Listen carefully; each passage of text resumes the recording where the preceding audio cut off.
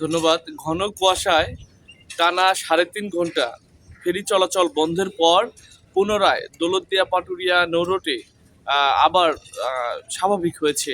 BIWTC কর্তৃপক্ষ আমাদেরকে জানিয়েছেন যে ঘন কুয়াশার কারণে দুর্ঘটনা এড়াতে এই আজ সকাল ভোর সকাল ৫:৩০ থেকে এই সাময়িকভাবে ফেরি চলাচল বন্ধ ঘোষণা করেন বিআইডব্লিউটিসি কর্তৃপক্ষ।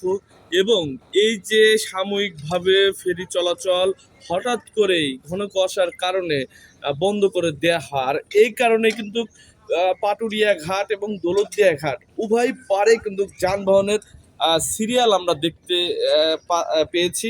সরজমিন ঘুরে সকালে আমরা দেখেছি, এবং এই যে যানবাহনের সিরিয়াল, এই কারণেই কিন্তু যানবাহনের চালক ও যাত্রীরা তাদের কিন্তু চরম দুর্ভোগ বেড়েছে।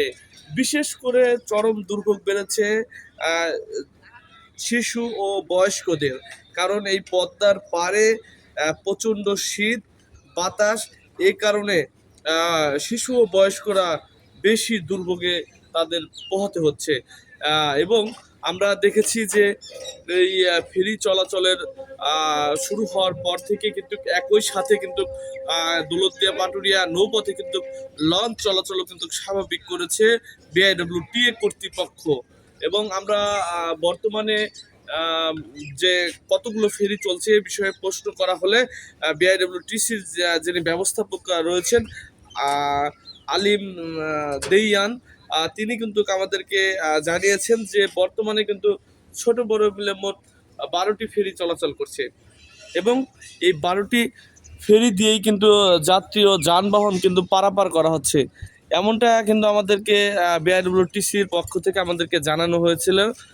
আপনাদের সরাসরি আমরা দেখানোর চেষ্টা করছি।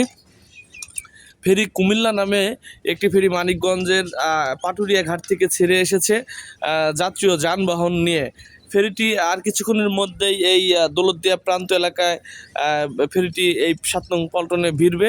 এবং আপনারা জানবেন বা আপনাদেরকে জানাবো, আমি যখন সরজমিনে এসেছিলাম ভোর সকালে, তখন কিন্তু এই ঘাট প্রান্তে যানবাহনের সিরিয়াল কিন্তু ছিল। দুর্ভোগ পোহাতে হয়েছে যাত্রী ও চালকদের। এই আর বিশেষ করে এই শীত মৌসুম আসলেই কিন্তু ফেরি চলাচল বন্ধ হয়ে যায় ঘন কুয়াশা পড়লেই।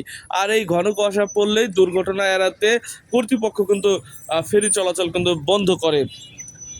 এবং বর্তমানে দৌলতদিয়া পাটুরিয়া নৌ রুটে ফেরি চলাচল স্বাভাবিক রয়েছে, লঞ্চ চলাচলও স্বাভাবিক রয়েছে, এবং বর্তমানে ছোট বড় মিলে মোট 12টি ফেরি চলাচল করছে, এবং 12টি ফেরি দিয়েই যাত্রী ও যানবাহন পারাপার করা হচ্ছে।